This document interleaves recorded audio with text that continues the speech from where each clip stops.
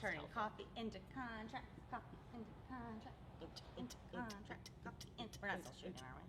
Oh, we definitely. Oh, okay.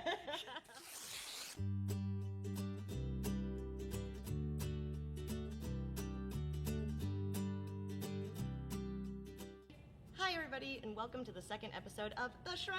Yay! Yay! Thank you guys so much for all of your feedback on the last episode. We have taken it to heart, and we are looking forward to this next iteration. We are Lisa Shea Mundt, Amber Hart. of the Pulse of GovCon. We are working in conjunction with Eastern Foundry, and today's episode is all about how you're outlining your proposal incorrectly. Womp womp. Because you are. Womp womp. We have 4 cardinal sins that we're going to walk through that we've seen as consultants, we've seen when we're on the ground, and we are going to tell you what you should not be doing. We've lived in war rooms for over a decade now, hence the reason we are the way we are. And we know a lot of you in industry are suffering too. So we want to have a conversation to help you proposal managers kind of show your BD or your operators why they're outlining their proposals wrong when you're banging your head against the wall, or why you are doing it wrong, Yeah. frankly. Just get better. So let us help you. Help me help you. Help me us help you. So the reason we wanted to talk about outlining a proposal today is because we have seen so many people have issues with this, get into fights about this, because it's a sensitive topic, and we get it. It's the skeleton by which your whole response is built around. And so it's imperative that you do it correctly. How many times, raise your hand if you've been on a proposal and then at Gold Team they changed the outline? Raise your hand if you died when that happened. A lot. No, we're not going to put all the blame on you, but we are, but we're not. But we are. We understand that government RFPs can be a little bit of a cluster. So we're here to help you kind of navigate those roads a little bit better so that you can make sure you're compliant and you're not thrown out. And if you decide to protest through GAO, they don't embarrass you on LinkedIn. Because they will. Okay, let's get started. Yay! So, mistake number 1 that you're making. You're outlining your proposal according to the previous bid. Or a draft RFP. Yes, very good. So when it comes to the previous bids, this happens more often than not when you are an incumbent. Y'all get a little antsy. Here's why it's a mistake. Because so many people will perform this exercise before an RFP drops and then forget to do a really thorough scrub of it once you get a final RFP. Or they'll say, let's just adjust the final to the draft copy you already have in order to not reinvent the wheel. But here's where it can go wrong. You're going to start making assumptions and you're going to become lazy. And it's better to take that content, move it over to a new copy and a new template once you have your final RFP, or maybe use that time to actually hold strategy sessions. Maybe actually storyboard. Crazy. Maybe create win themes. Before outlining? Or create metrics. And actually have a conversation with your operations team about how you actually are going to perform the work. Those are better uses of your time rather than outlining and kind of putting content into a draft because you never know if it's going to change. And it's funny, I know a lot of people that are incumbents, they'll have a proposal from 10 years ago.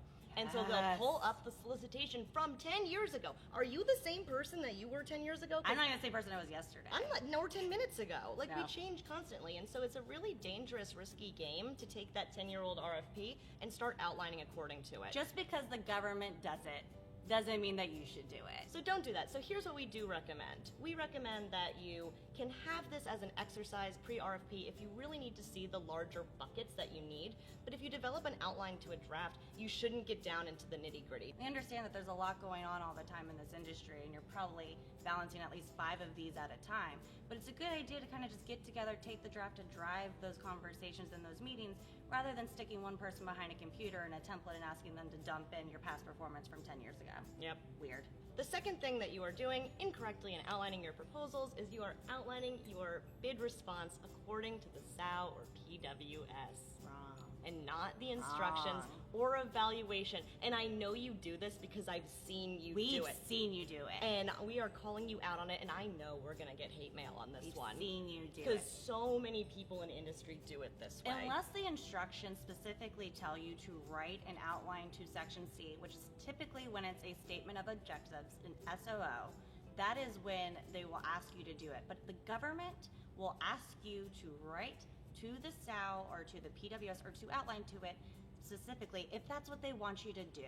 If they don't ask you to do it, don't do it. Don't do it. Don't do it. So this drives me nuts because crazy. proposals and RFPs are essentially an exercise in following directions. Paint by numbers. At least in part, right? It's So compliance, stupid. you think about being in school, right? I don't know. In the 90s, teachers decided they wanted to put this question in tests, and they'd say, read the instructions. And you'd look at the instructions, and it would say, do not fill out the test. And other people would fill out the test. Did this I would happen fill to out you? the test. You would fill out the test? I would fill out the test. Because you didn't read the instructions. So by you outlining to the statement of work, it completely negates the instructions that are given there, even if they don't make any sense. And so if you, as a contractor, want to work at the government, and they're seeing that the first thing that you do is you don't follow instructions. don't listen to them, we're gonna have a problem. Even if you're right, don't do it. Oh gosh. Think of it like a painter, like a job. At section L is your outline. Section L is your drawing. Section M is your watercolors. It's what you, isn't that beautiful? That's beautiful. It's what you brush in there. It's how you fill it in. And then the statement of work is what you take in there. It's like your The little details. details. It's, you know, It's like your here's a little little details. happy little bush. Here's a happy little tree. Here's a little sun.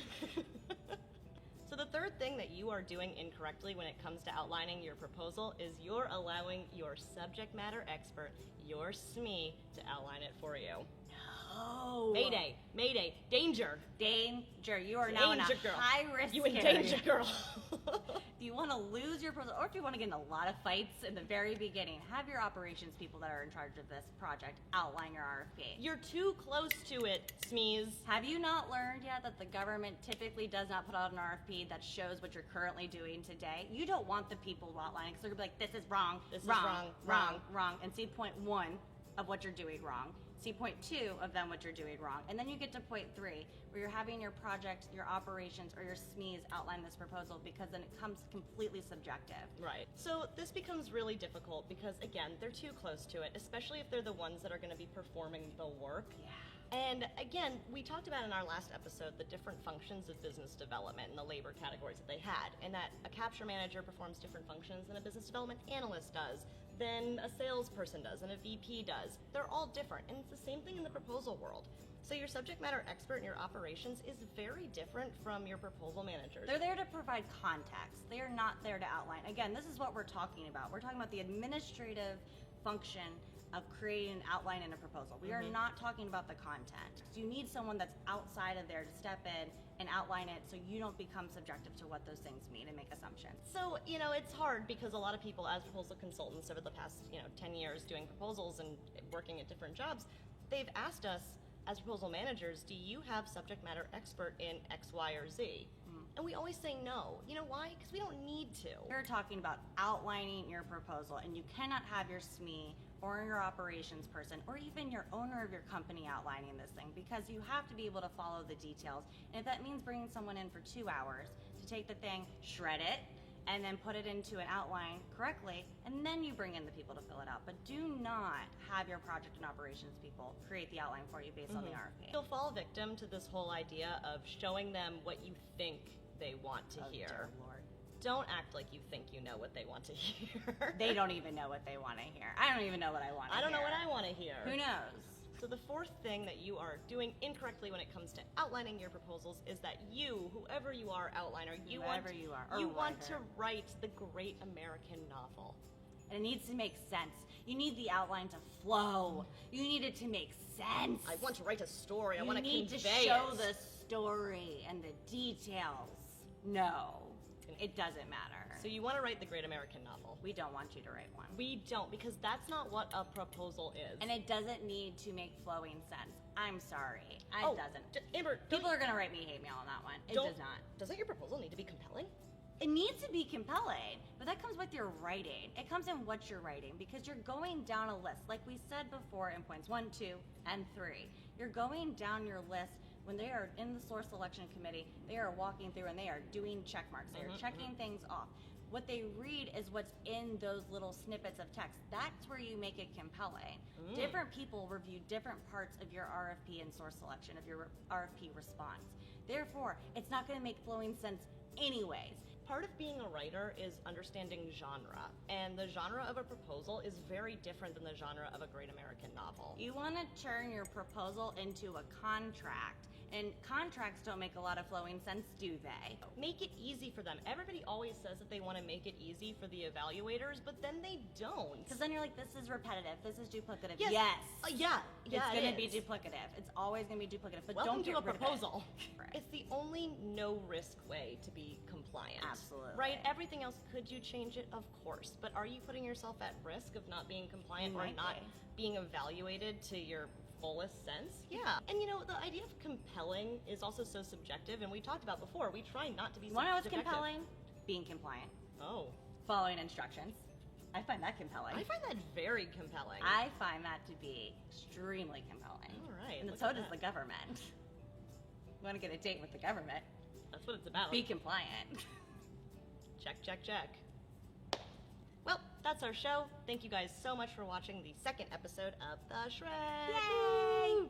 So, like last time, we want to invite you now, after this episode, to come on out to Eastern Foundry in Roslyn, where we will be holding our second event. We've incorporated the feedback from the last event, and it was very great. It was productive. It was helpful. People got to have honest conversations, and we had everyone from every walk of life in GovCon. So we're inviting proposal managers, young, new, old, entry, mid, senior. Who cares? I don't care. Whatever. No one cares. We don't care. Come. We invite BD people, capture Capture, managers, business owners. Come on down, investors. Ugh. That like to do proposals, because proposals are the lifeblood of this industry, and so this is a very important topic because it just makes things easier for Absolutely. everyone. So come on down. We hope to see you there, and details for the event can be seen in the text below. But if it's not below. It will be. Okay. But if it's like over here, It's over there, up here. We're gonna have a point for wherever it's gonna be. Yeah. So yay! Yay! See you then.